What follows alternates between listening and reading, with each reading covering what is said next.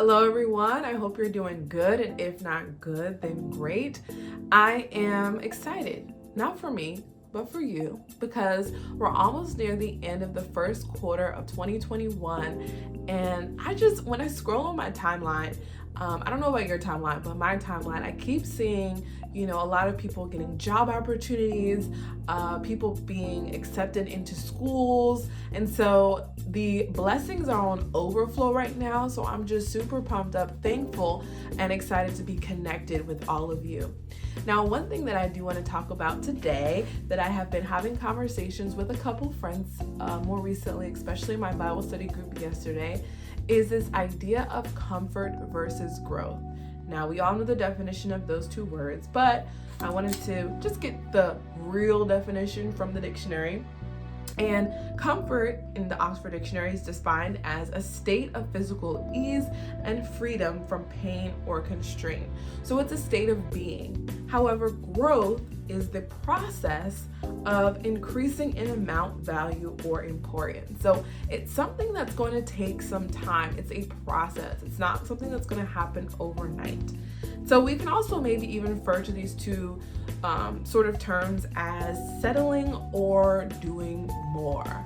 So when you think about your life and you think about what areas are you sort of being challenged by this idea of being comfortable or doing more or choosing to at least grow.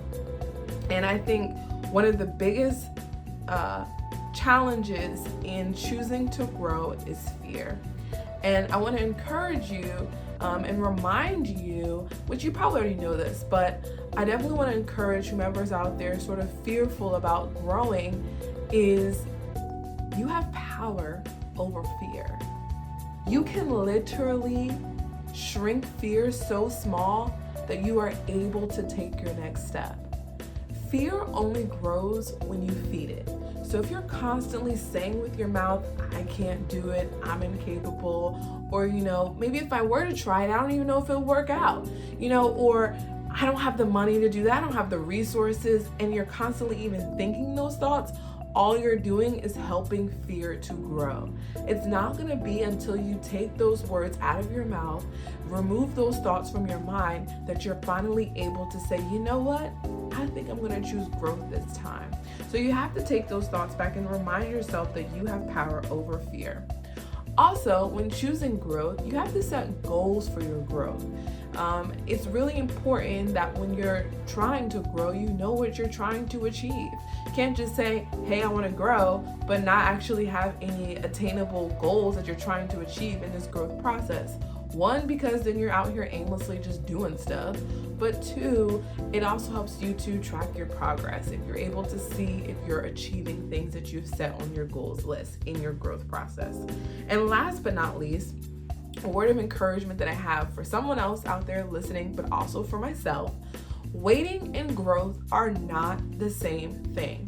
From the outsider's perspective, they may look the same. You may look like you're still in the same spot that you were maybe last month or even a year ago. But in reality, you're just waiting. You're putting the time in, you're putting the work in, you're applying to the jobs, you're studying hard, but you haven't reached your next level yet. You're simply waiting. Comfort is no matter what comes or what goes, I'm good with being right here. They're not the same thing. So if you're in a space right now in any part of your life where you're choosing to decide, or you have to decide comfort over growth, I always will encourage you to choose growth.